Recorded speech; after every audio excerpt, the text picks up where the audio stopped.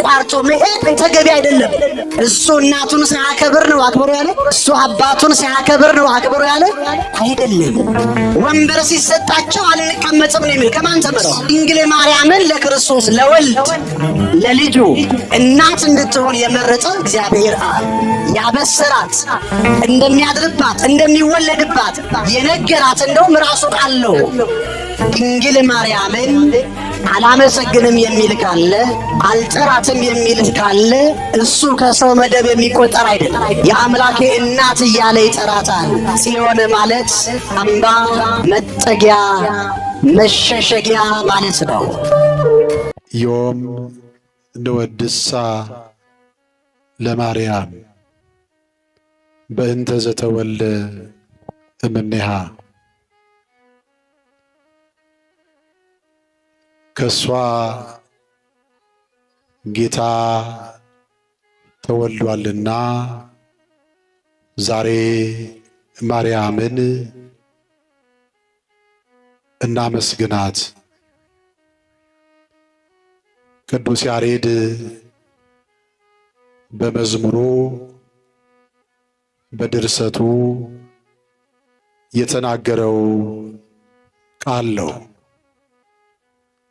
አቤቱ አምላካችን ፈጣሪያችን እግዚአብሔር ሆይ በዚህ በማለዳው በቤትህ እንድንሰበሰብ እንድናመሰግንህ እንድናመልክህ ስለፈቀድክልን ዘላለማዊ ስምህ የተመሰገነ ይሁን።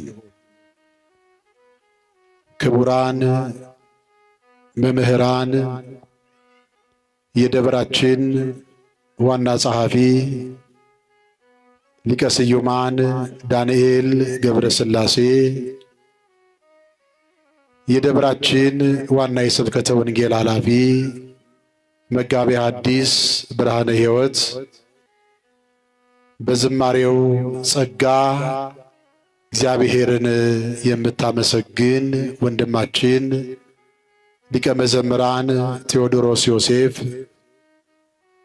እንደ ቅዱስ ዳዊት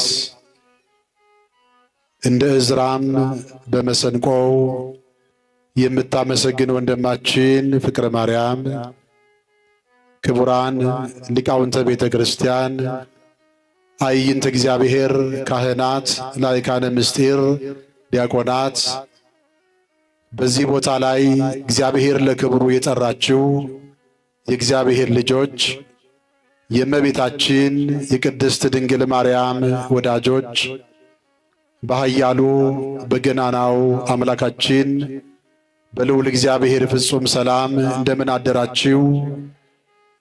እንደምን አረፈዳችሁ? አንድነቱን ሦስትነቱ ሳይከፋፍለው ሦስትነቱንም አንድነቱ ሳይጠቀልለው በአንድነት በሦስትነት ሲመሰገን የሚኖር ያየው የሌለ የሚያዘው የማይኖር በቸርነቱ የተራቡትን የሚያበላ የተጠሙትን የሚያረካ ያዘኑትን የሚያጽናና የወደቁትን የሚያነሳ የተሰበሩትን የሚጠግን የሁላችን አባት መድኃኔ ዓለም ኢየሱስ ክርስቶስ ስለማይነገር ስጦታው ስሙ የተመሰገነ ይሁን። ስሙ የተመሰገነ ይሁን። የእመቤታችን የቅድስት ድንግል ማርያም አማላጅነቷ፣ በረከቷ፣ ፍቅሯ በሁላችን ላይ ይደርብን። እንኳን አደረሳችሁ። የእመቤታችን የቅድስት ድንግል ማርያም ትንሣኤዋን ዕርገቷን ምክንያት በማድረግ የሱባኤው የመጀመሪያ እሁድ እንኳን አደረሳችሁ። እንኳን አደረሳችሁ።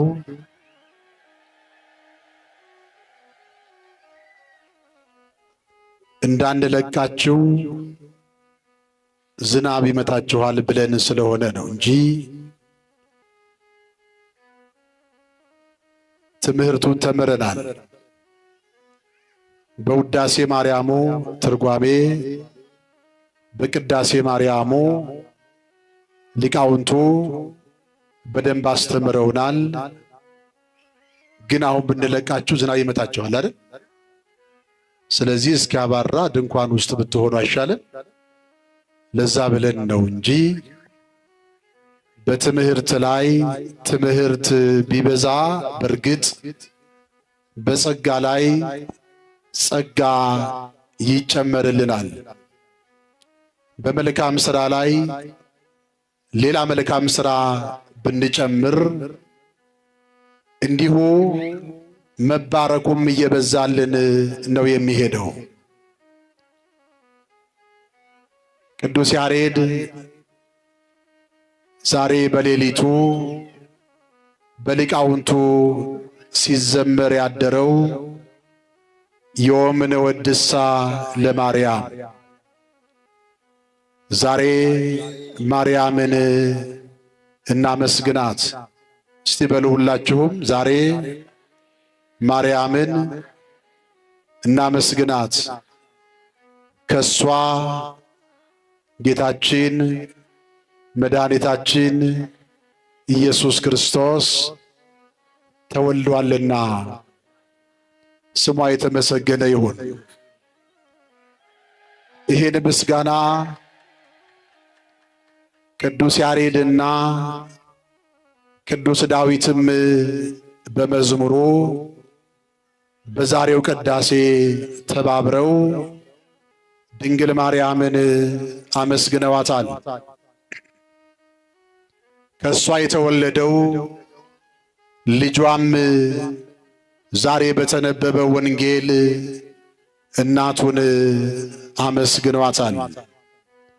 በድጋሜ ስሟ ለዘላለም የተመሰገነ ይሁን። ቅዱስ ያሬድ ከሷ የተወለደው ምድራዊ አይደለምና ከሷ የተወለደው ስጋዊ አይደለምና ከሷ የተወለደው ፍጡር አይደለምና ዛሬ ማርያምን እናመስግናት ይላል። ማንን እናመስግን? ማን እናመስግን? ማርያምን።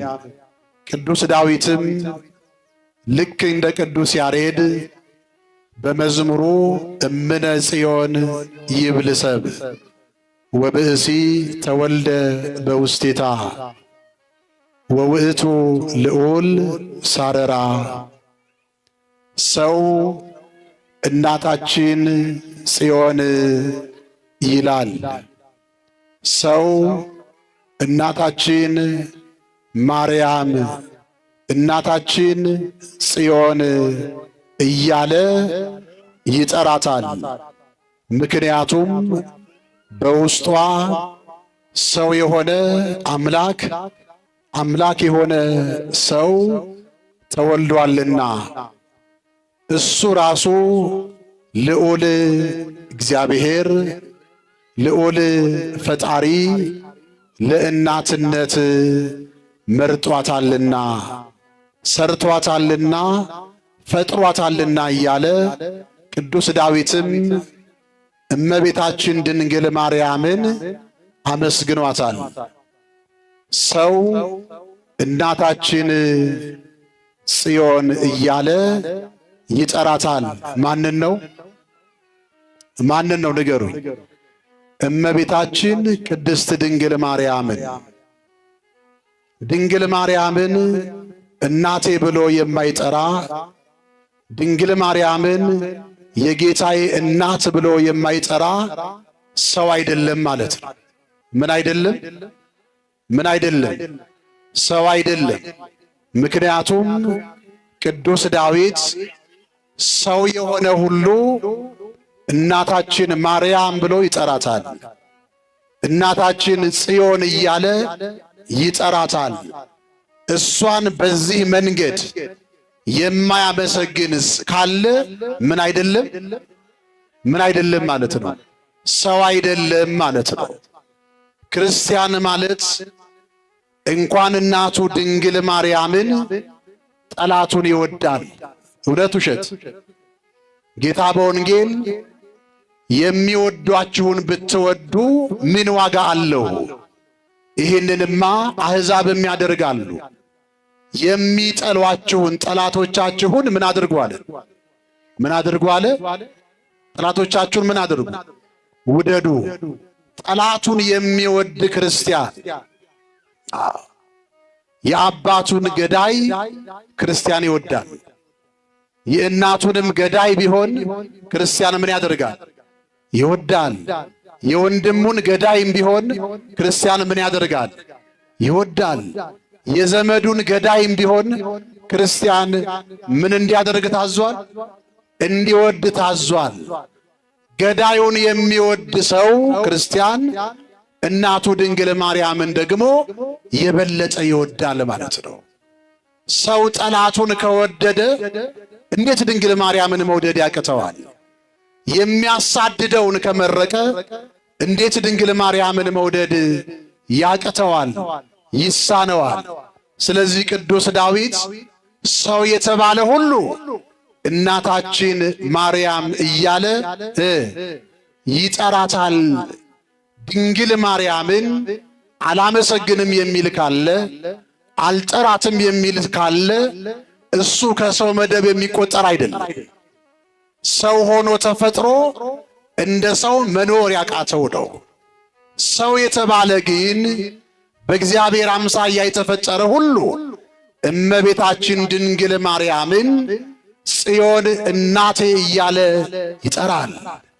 የአምላኬ እናት እያለ ይጠራታል። ጽዮን ማለት አምባ፣ መጠጊያ፣ መሸሸጊያ ማለት ነው። እመቤታችን ቅድስት ድንግል ማርያም ጸወነ ጻድቃን ጸወነ ኃጥአን ትባላለች። ምን ማለት ነው? የጻድቃንም የኃጥአንም መጠጊያ ናት። ማን? እመቤታችን ቅድስት ድንግል ማርያም። ጻድቃን ድንግል ማርያምን ለምን ይጠጓታል? በምድር እያለን የደከምንበትን የወጣን የወረርንበትን የቅድስናችንን የንጽህናችንን ዋጋ ታሰጠናለች ብለው ጻድቃን ድንግል ማርያምን መጠጊያ ያደርጓታል። ኃጥአን ደግሞ እንደ በላይ ሰብ ምንም ኃጢአት ብሰራ፣ ምንም በደል ብሰራ፣ ምንም በዝሙት መንደር ብመላለስ፣ ምንም ሰው ብገል፣ ልዩ ልዩ ኃጢአት ብሰራም እመቤታችን ቅድስት ድንግል ማርያም በስሟ የማደርገው ነገር እሷን ብለምን እሷን ብማጸን ታስምረናለች ብለው ኃጥአን ደግሞ ማንን መጠጊያ ያደርጋል? ንገሩኝ፣ ማንን? እመቤታችን ቅድስት ድንግል ማርያምን። እመቤታችን ቅድስት ድንግል ማርያም ይሄ ብቻ አይደለም፣ ጸወነ ሥጋ ጸወነ ነፍስ ትባላለች። የሥጋም የነፍስም መጠጊያ ናት። ማን?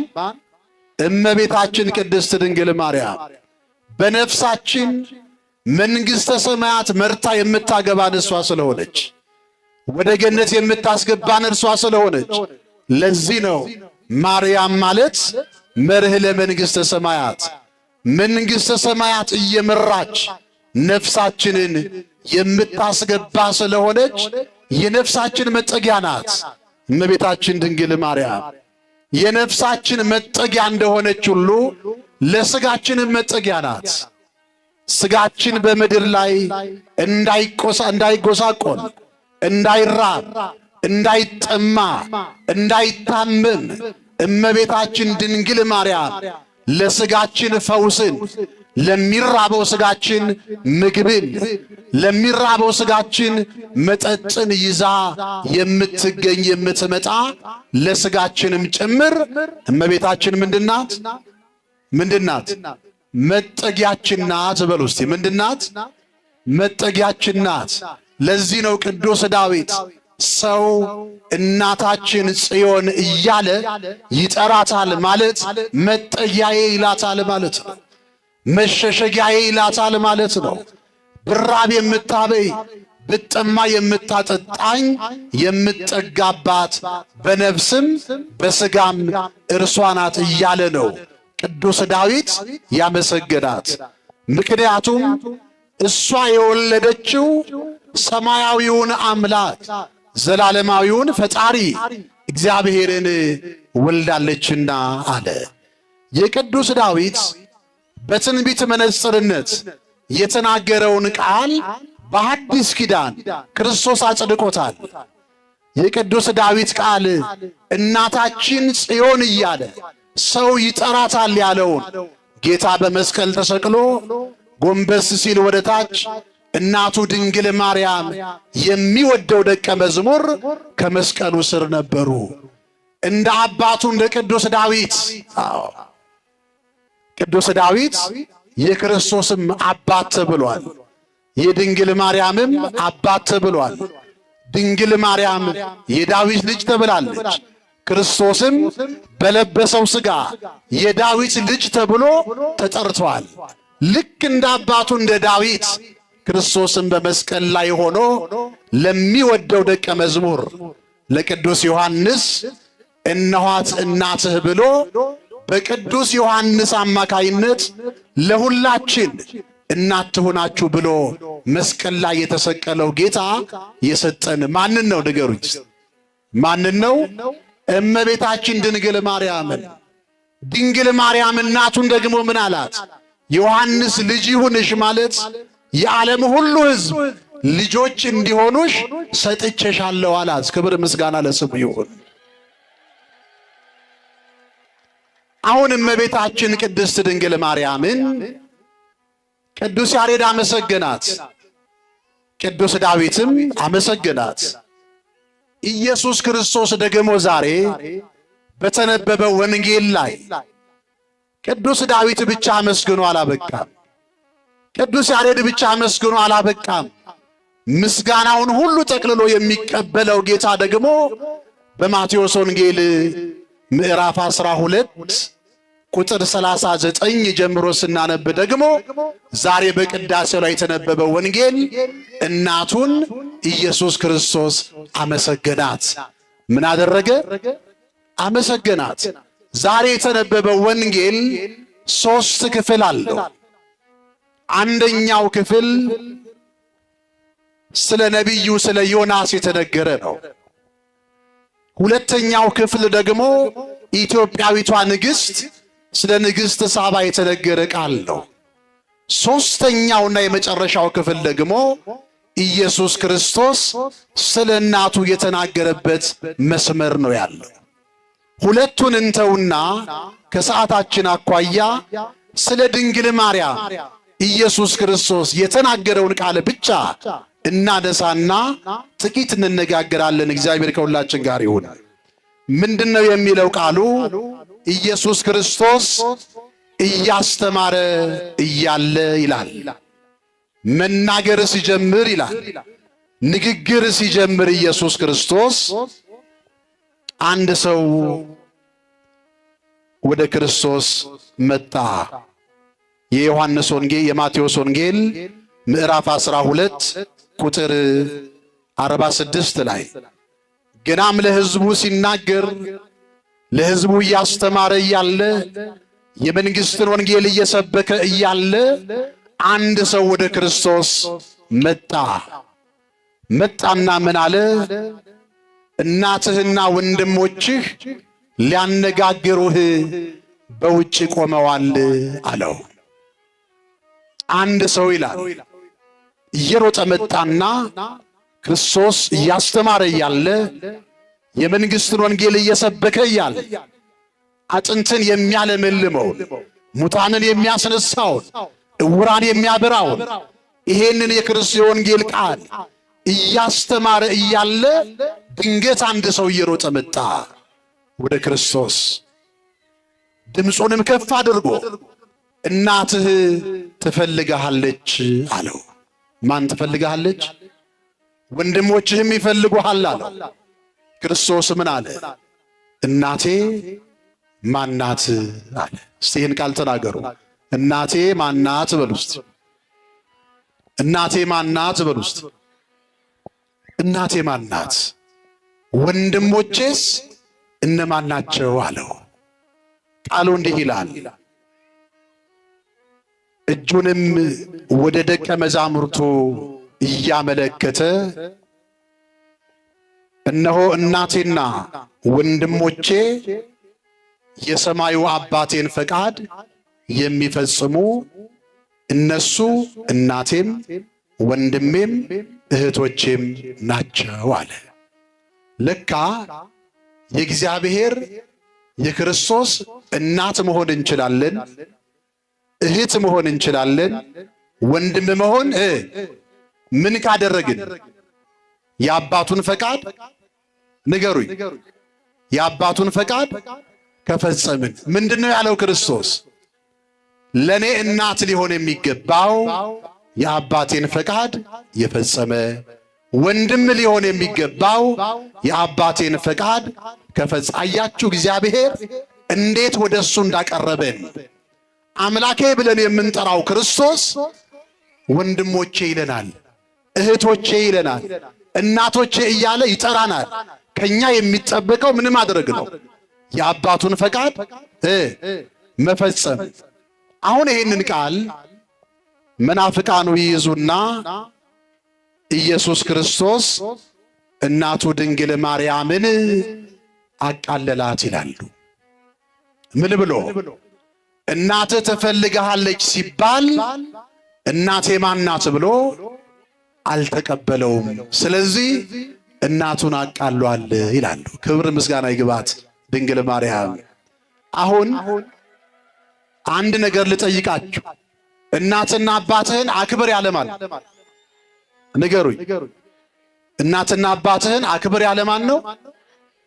አሁን ክርስቶስ እናትና አባታቸውን አክብሩ አለ። እሱ እናቱን ሳያከብር ነው አክብሩ ያለ ነው እንዴ? ንገሩኝ።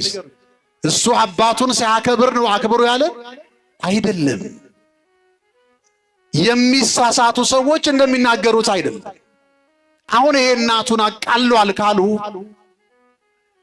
መጽሐፍ ቅዱስ ሊቃውንቱ እንደሚተረጉሙት ካልተቀበሉ አንዳንድ ሐሳቦችን ልንገራቸው።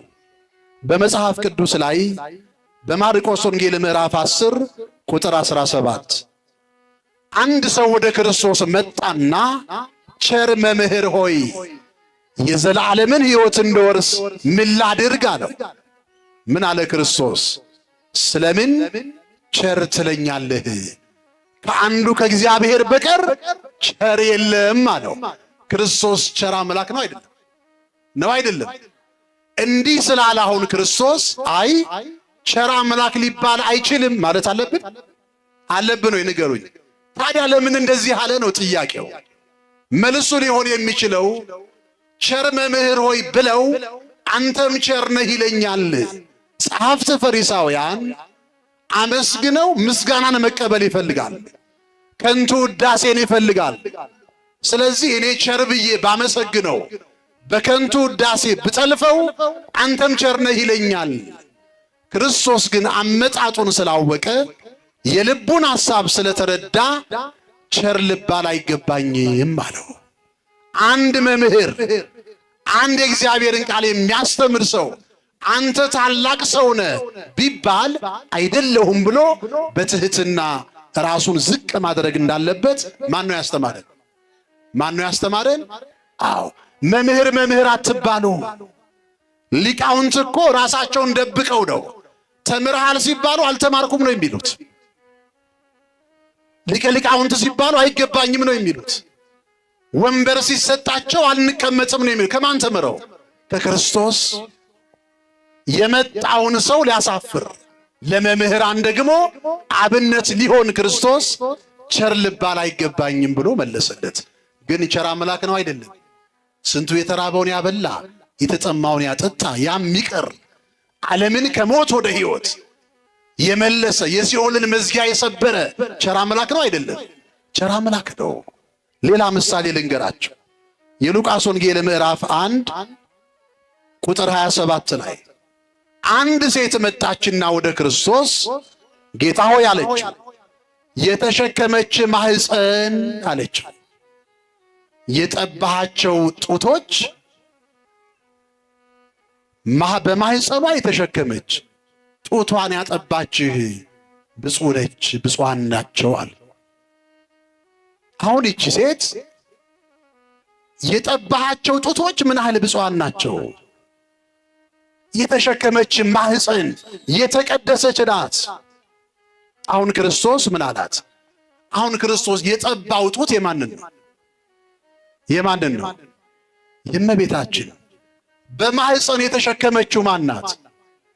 አሁን ይቺ ሴት ስለማን የተናገረችው? ስለ ድንግል ማርያም አይደል? ምን አላት ክርስቶስ? አዎ ብፅዕት ናት አላላት። ተመልከቱ። ምንድን ያለው? ብፁዓንስ አላት የሰማዩ አባቴን ፈቃድ ሰምቶ የሚፈጽም ነው። ተመልከቱ። መመለስ የሚገባው ምን ነበረ? አዎ የተሸከመችኝ ማህፀን ጡቷን ጠብቻለሁ ብፅዕት ትባላለች ነበር የጠበቀችው ሴቷ። ብፁዓንስ አላት የሰማዩ አባቴን ፈቃድ ሰምተው የሚፈጽሙ ናቸው። የአባቱ ፈቃድ የአብን ፈቃድ ሰምታ የፈጸመች ከድንግል ማርያም በላይ አለ ወይ? ንገሩኝ እስቲ። የለም። ለመሆኑ የአባቱ ፈቃድ ምንድነው ያልን እንደሆነ የድንግል ማርያም መመረጥ። ድንግል ማርያምን ለክርስቶስ ለወልድ ለልጁ እናት እንድትሆን የመረጠ እግዚአብሔር አብ።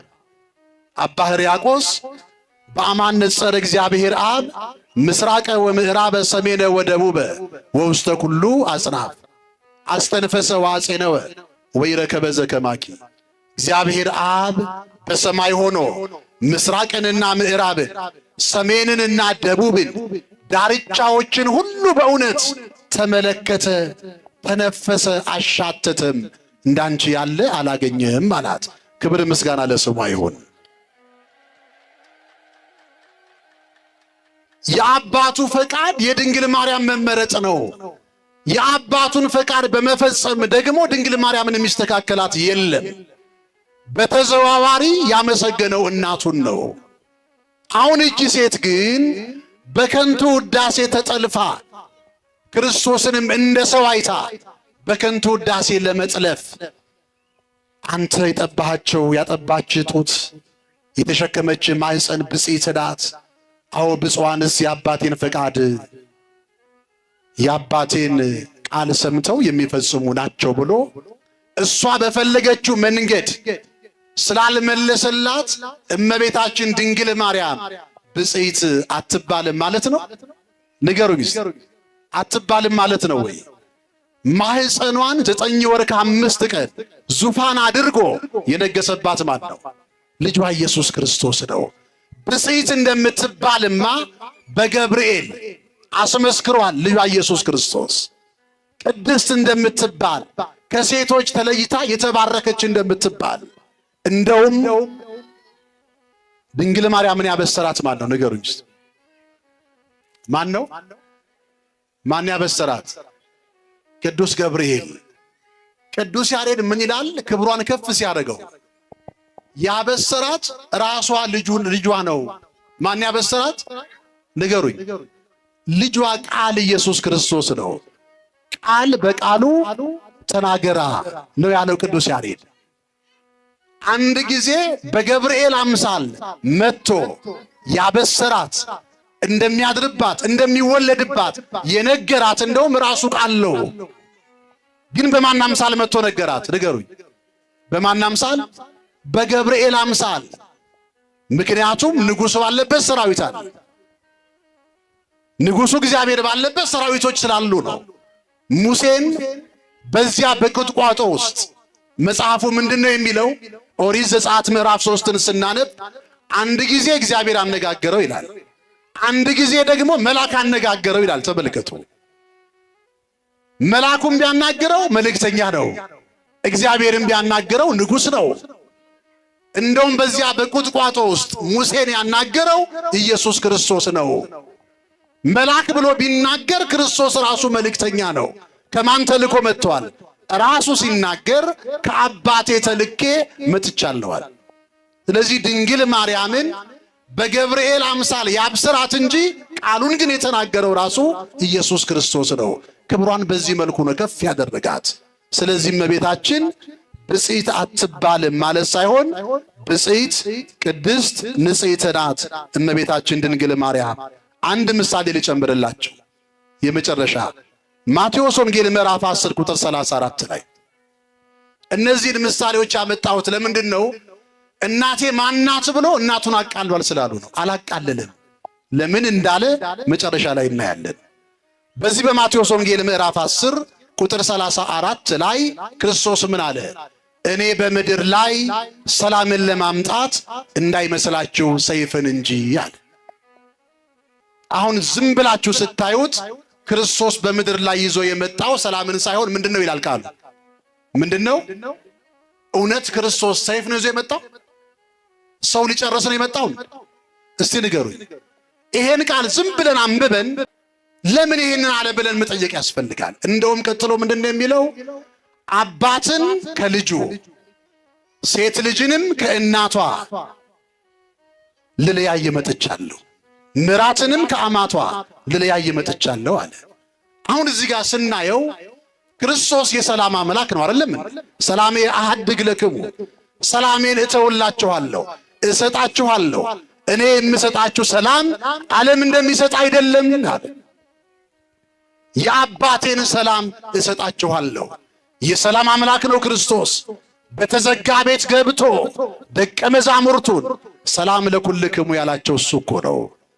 ሰላሙን የሰጣቸው እሱ ነው። ነገር ግን ሰላምን ለማምጣት የመጣው አይምሰላችሁ ሰይፍን እንጂ ልጅን ከአባቱ ልለይ መጥቻለሁ አለ። ሴት ልጅንም ከእናቷ ልለይ መጥቻለሁ አለ። ምን ማለት ነው ይሄ ቃል?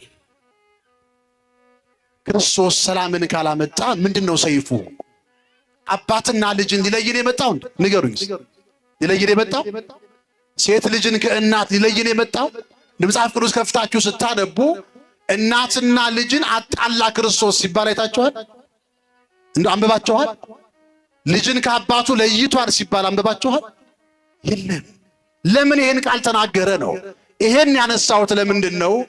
እያንዳንዱ ክርስቶስ የሚናገረው ቃል ትርጉም ስለሚያስፈልገው ነው። ይሄ ትርጉም ደግሞ ለተፈቀደላቸው እንጂ ለማንም ሰው አይሆንም። ለናንተ ምስጢርን የማወቅ ስልጣን ተሰጥቷችኋል። የማይገባቸው አሉ፣ ለነሱ በምሳሌ አስተምራለዋል። እንበለ ምሳሌ ለደቀ መዛሙርቱ፣ በምሳሌ ደግሞ ምሳሌ ለሚያስፈልጋቸው ለማያምኑ ለማይገባቸው የሚናገረው ቃል ማለት ነው። አሁን ክርስቶስ በምድር ላይ ሲመጣ አባትና ልጅ እናትና ልጅ ተቆራኝተው ነበር። እነማን ናቸው? አባት የተባለው ልጅ የተባለው እናት የተባለች ልጅ የተባለች እነማን ናቸው ያለ እንደሆነ አባት የተባለው ዲያብሎስ ነው። ማን አባት የተባለው? ዲያብሎስ ነው። ልጅ የተባለው ደግሞ እኔና እናንተ ነን። ሰውና ዲያብሎስ ተቆራኝቶ ይሄ በገነት ውስጥ ያለ ነው። አዳም ከገነት ሲወጣ መከራ ሲያጸናበት ዲያብሎስ መከራውን አቀልልሃለሁ ብሎ ወደ አዳም ቀረብ ካለ በኋላ አዳምም እውነት መከራውን የሚያቀልለት መስሎት ዲያብሎስ ምን አለው? ይሄን መከራ የማቀልልህ አዳም ገብሮ ለዲያብሎስ ሔዋን አመቱ ለዲያብሎስ ብለህ ይሄንን ጽፈ ፈርምልኛል። አዳም እንደውም የዲያብሎስ ባሪያ ነው፣ ልጅም አይደለም ባሪያ ነው ያለው። ሔዋንም የዲያብሎስ ምንድናት? ባሪያ። ይሄን ጻፈና ፈርሙልኝ አላቸው። አዳምና ሔዋንን አስፈረማቸው። ከዛ በኋላ ምንድን ነው የሆነው? አዳምና ሔዋን አባታቸው እግዚአብሔርን ተውና ዲያብሎስን ምን አደረጉት? አባት አደረጉት። በዮሐንስ ወንጌል ምዕራፍ 8 ላይ ክርስቶስ ምን አለ? ጸሐፍት ፈሪሳውያን መጡና አባታችን አብርሃም ነው አሉት። ክርስቶስ ምን አላቸው? አባታችሁ አብርሃም አይደለም አላቸው። አባታችሁ አብርሃም ቢሆንማ ነፍሰ ገዳይ አይደለም አብርሃም። እናንተ ግን ልትገሉኝ ትፈልጋላችሁ አላቸው። እሱን ተውና ደግሞ አባታችን እግዚአብሔር ነው አሉ። አባታችሁ እግዚአብሔርም ሊሆን አይችልም አላቸው ክርስቶስ። ለምን አሉት? እኔ ከእግዚአብሔር ተልኬ መጥቻለሁ ስላችሁ ትቀበሉኝ ነበር። እንግዲያውስ አባታችን ማን ነው ንገረን አሉት። አሁን ጥሩ ጥያቄ ነው። ምን አላቸው ክርስቶስ? አባታችሁማ ዲያብሎስ ነው። እናንተ ከአባታችሁ ከዲያብሎስ ናችሁ። ጥንቱንም እሱ ነፍሰ ገዳይ ነበር አላቸው። አባትን ከልጅ እናት ሴት ልጅን ከእናቷ ልለይ መጥቻለሁ ማለት ከግብር አባታችሁ ከዲያብሎስ ልለያችሁ መጥቻለሁ ማለት ነው። ገባችሁ? አሁን ገባችሁ ወይ? እንጂ ክርስቶስ አባትና ልጅን ሴት ልጅን ከእናት ሊለይ አይደለም የመጣው። እንደ አባት የተባለ ማን ነበር? ማን ነበር? እንደ ልጆች የተባሉ እነማን ነበሩ? ሁላችንም። ክብር ምስጋና ይግባው። ከዲያብሎስ ቁራኝነት ያላቀቀን እኮ ክርስቶስ ነው፣ ሌላ ማንም አይደለም። እንደ አባት አድርገን ዲያብሎስን ለ5500 ዘመን ክርስቶስ ነው መጥቶ እሱን በመስቀል ላይ በእሳት ሰንሰለት በነፋስ አውታር አስሮ በመስቀል ጠርቆ ቅዱስ ጳውሎስ እንደተናገረው በቆላስይስ መልእክቱ ምዕራፍ 2 ላይ እሱን ከመንገድ አስወግዶ በሲኦል ሄዶ ነፃነትን ሰብኮ ነፃ ያወጣን ኢየሱስ ክርስቶስ ነው። ስለዚህ ምን አለ? ከዛሬ ጀምሮ አለ ክርስቶስ ባሪያዎች አልላችሁም ልጆቼ ናችሁ አለ። ክብር ምስጋና ለስሙ ይሁን። ዛሬ አባታችን ዲያብሎስ አይደለም። ማን ነው? ማን ነው? እግዚአብሔር ነው። ስለዚህ ይሄ ቃል እንዲህ ካልተተረጎመ እንዲህ ካልተፈታ በጥሬ ቃሉ ካነበብነው የክርስቶስን መምጣት ራሱን እንጠራጠራለን። ለሰላም ነው ወይ የመጣው? አንድ ሊያደርግ ነው? ሊለይ ነው የመጣው? ይሄ ያሰናክላል ቃሉ። የእግዚአብሔር ልጆች እንዲህ ሊቃውንቱ ሲተረጉሙት ግን ትርጉሙን ስንሰማ ክርስቶስ ለምን ተናገረ ይሄ ቃል ይገባናል። ወደ ቃሉ እንምጣ። አንድ ሰው መጣና ክርስቶስን እናትህ በውጭ ቆማለች ትፈልግሃለች አለው። አሁን ክርስቶስ ምን አለ? እናቴ ማናት አለ። መጀመሪያ ጠያቂው ማን እንደሆነ ከገባን የጥያቄው ውስጡ ያዘለው ነገር ምን እንደሆነ ይገባናል።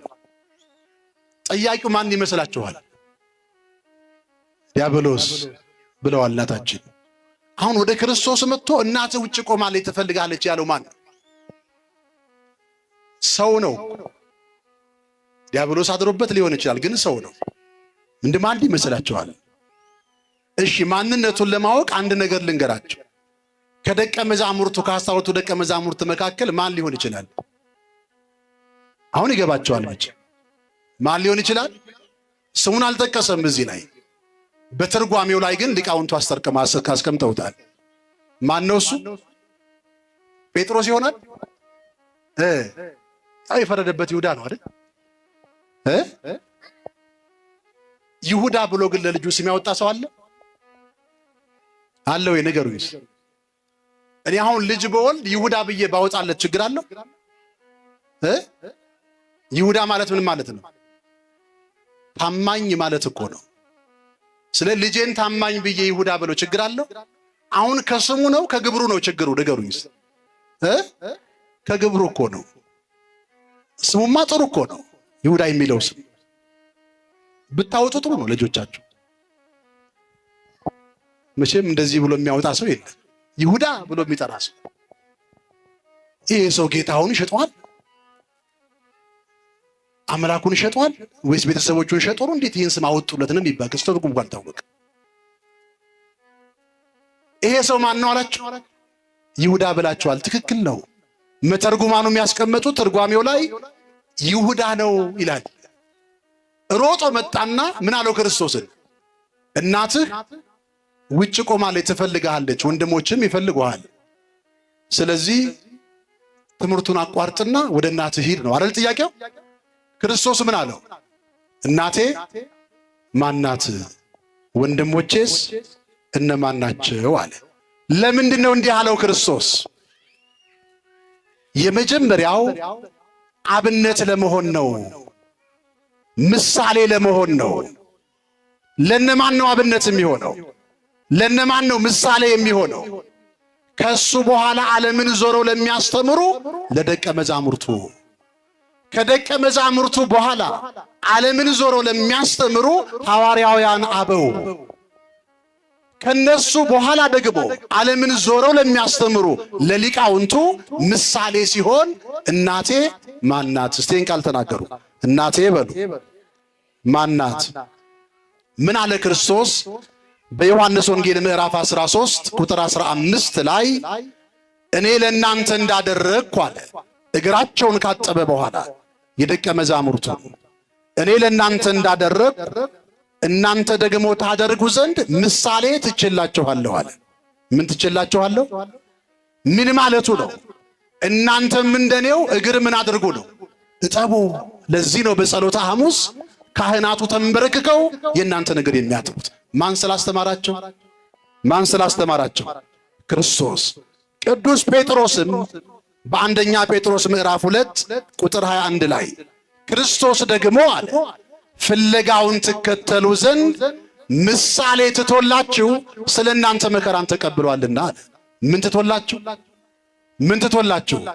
ምሳሌ ትቶላችሁ። አሁን ምን እያለ ነው ክርስቶስ?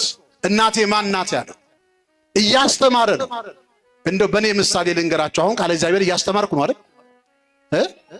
ነው አይደለም? አንድ ሰው እዚህ ጋር መጥቶ እናትህ ውጭ ቆማለች ትፈልጋለች ቢለኝ ድምፁ ማጊያውን ቁጭ አድርጌ ብሄድ ልክ ነኝ? ልክ ነው? ንገሩኝ እስቲ። ይሄንን አታድርጉ ነው እያለ ያለው ክርስቶስ። እናቱን ጠልተው አይደለም። ወንጌል አቋርጦ መሄድ ተገቢ አይደለም።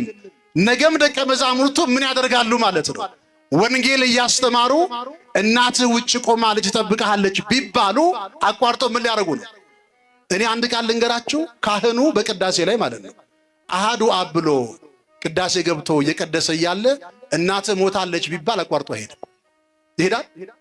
አይሄድም። ለምን? ከእናቱ የቱ ስለሚበልጥ? ይህ ቅዳሴው አገልግሎቱ የእግዚአብሔር ቃል አይበልጥ?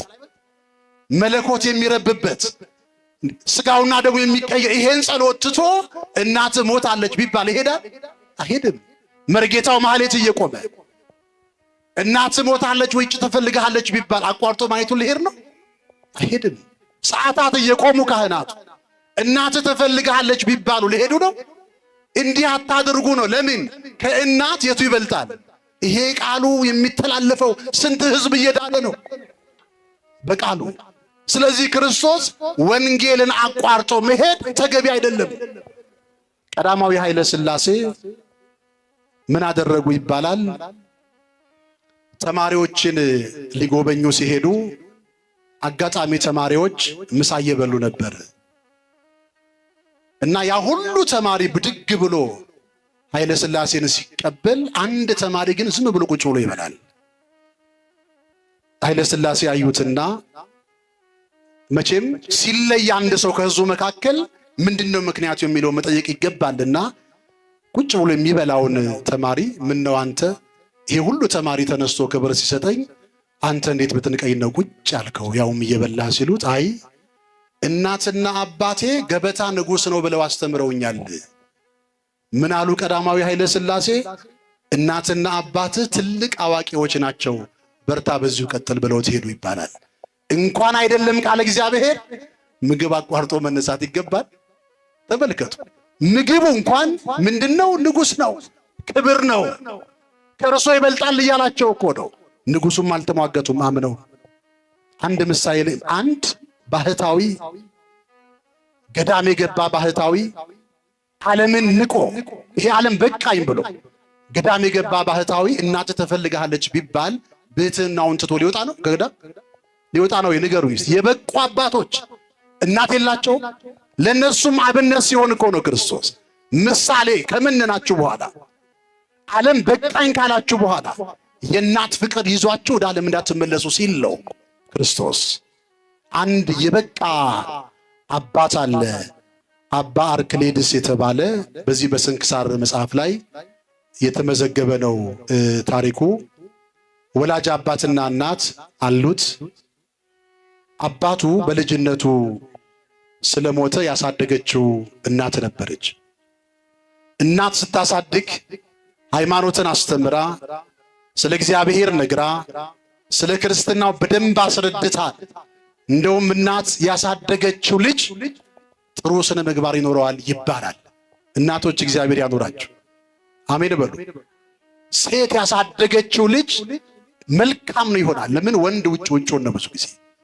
ሴት እዛው ቤት ውስጥ ሆና ትመክራለች፣ ታስተምራለች። እንዴ ሙሴ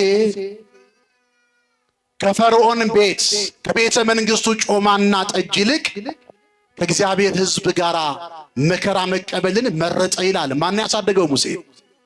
አባት አልነበረው፣ እናቱ ነች ያሳደገችው። ምን እያለች? ስለ እግዚአብሔር ነግራ፣ ስለ ሕዝበ እስራኤል አስተምራ፣ ስለ ሃይማኖቱ ነግራ ስላስተማረችው ሕዝቡን መረጠ ከቤተ መንግሥቱ ይልቅ። እናት ስታሳድግ እንደዚህ ነው። የጌታን መስቀል ከተቀበረበት እንዲወጣ ንጉሡ አዋጅ ያስነገረው ቆስጠንጢኖስ ማን ያሳደገው? እናቱ ንግሥት እሌኒ እኮ ናት። አዎ ሳሙኤል በቤተ መቅደስ ከእግዚአብሔር ጋር የተነጋገረው ማን ያሳደገው? እናቱ ሐና። ተመልከቱ፣ ሴቶች ያሳደጓቸው በመጽሐፍ ቅዱስ ታላላቅ ታሪኮችን ሰርተዋል። አሁንም ይሄ ታላቅ የበቃ አባት እናቱ አሳድገዋለችና ከዕለታት በአንድ ቀን እንዲህ አለችው፣ በላውን ሂድና ከቤተ መንግሥት የአባትህን ስልጣን ተረከብና ና ብላ ለቤተ መንግሥቱ የሚገባውን ገንዘብ ሰጥታ ላከችው ይላል። አባት ባለስልጣን ነበር። አባት ሲሞት ልጅ ይረከባል። ሂድና ይዘና አለችው። ወደ ቤተ መንግሥት ሄደ የአባቱን ስልጣን ሊረከብ። ገንዘቡን ይዞ ሲሄድ ግን በመርከብ ነበረ ሄደውና አጋጣሚ መርከቧ ባህር ውስጥ ሰጠመች ይላል። ማዕበል ተነስቶ፣ ልክ ሰሞኑን የሆነው እንደዚህ ነው። ማዕበል ተነስቶ መርከብ ሰጥሞ ብዙ ኢትዮጵያውያን እንዳለቁ ታውቃላችሁ። እና እግዚአብሔር ከስደት ይጠብቀን ሁላችንንም።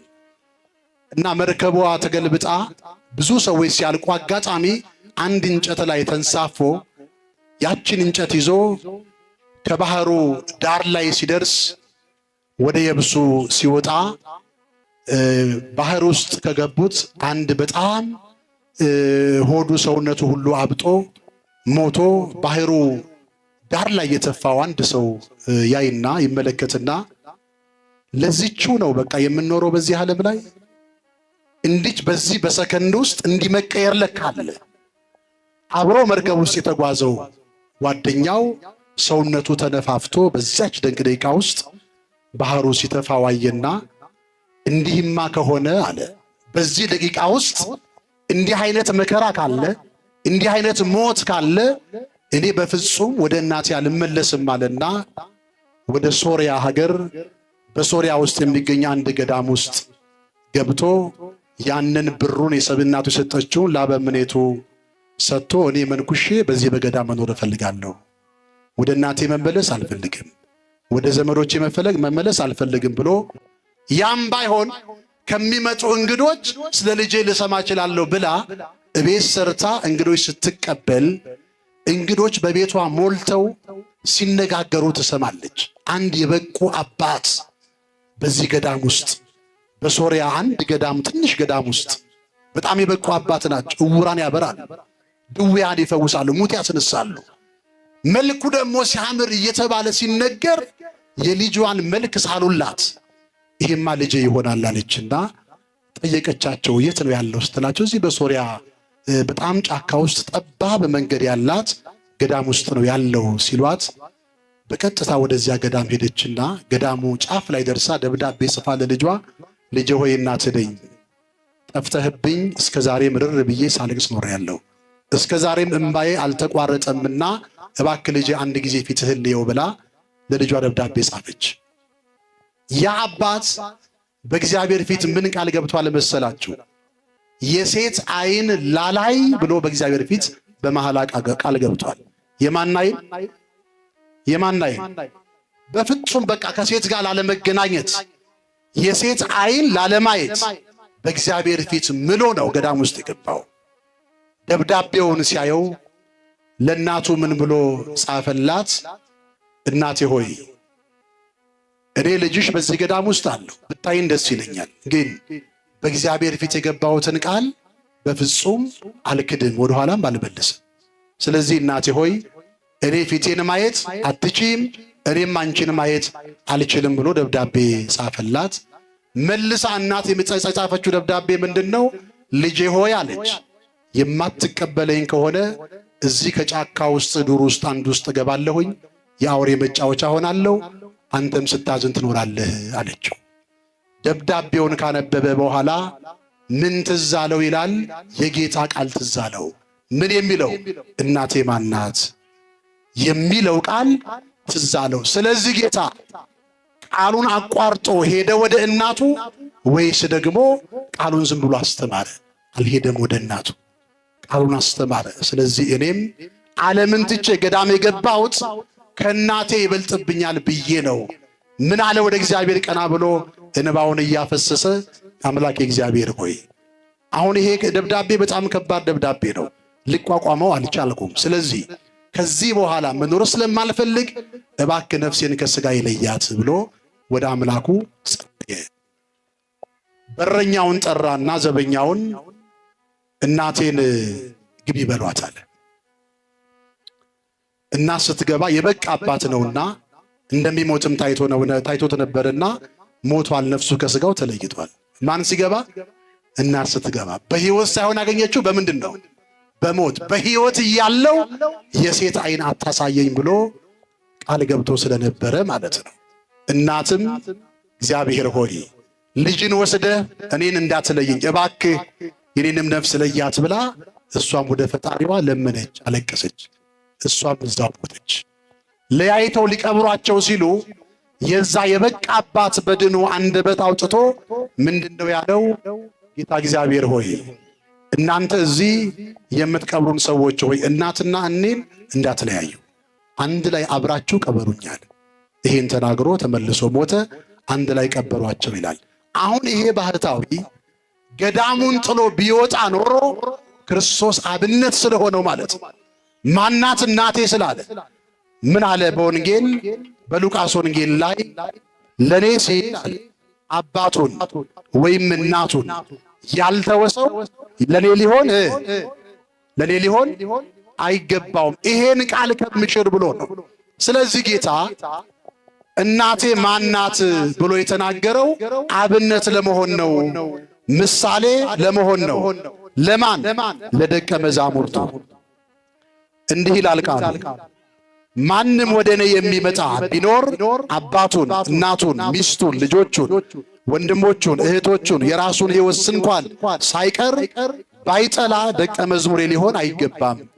ወጥቶ ቢሆን ኖሮ ደቀ መዛሙርቱ እኛን አባት እናታችሁን ትታችሁ ኑ ያለ ጌታ፣ ቤተሰቦቻችሁን ትታችሁ ኑ ያለ፣ እናታችንን ጥለን ቤተሰቦቻችንን ትተን ሀብት ንብረታችንን ጥለን የተከተለው ጌታ ቃሉን አቋርጦ ወደ እናቱ የሚሄድ ከሆነማ ለምንድነው እኛን ይሄን ያለን ብለው ደቀ መዛሙርቱ እንዳይሳሳቱ ምሳሌ ለመሆን ለነሱ ያለውን ፍቅር ለመግለጥ ምን አለ ጌታ? እናቴ ማናት? የመጨረሻ ቃል ለዛ ለይሁዳ እናቴ ማናት ሲለው እናትህ ያለው ይሁዳ ይላል። ቀዳማዊ ልደቱን የክርስቶስን አያውቅም ነበር። ክርስቶስ ከአብ ያለ እናት ተወልዷል። እናቴ ማናት ሲለው ከአብ የተወለድኩት ያለ እናት ነው፣ እናት የለኝም። አብም አንድያ ልጅ እኔ ነኝ፣ ሌሎች የወለዳቸው ልጆች የሉትም። ስለዚህ ቀዳማዊ ልደቴ ያለ እናት ነው፣ ይሄንን እወቅ ብሎ ለይሁዳ አስተማረው። ወደ ደቀ መዛሙርቱ ግን ዘወር አለና እናቴ አባቴ የሰማዩ አባቴን ፈቃድ የሚፈጽሙ የሚያደርጉ ናቸው አለ። ስለዚህ በዚህ አይነት መልኩ ለምን እናቴ ማናት አለ የሚለውን ቃል ብትጠየቁ መተርጉማኑ በዚህ አይነት መልኩ አስቀምጠውልናል። የእመቤታችን የድንግል ማርያም ፍቅሯ በልባችን ጣዕሟ በአንደበታችን ይደርብን። ያስተማረን የመከረን አምላክ ክብር ምስጋና ይገባው። ይቆየን።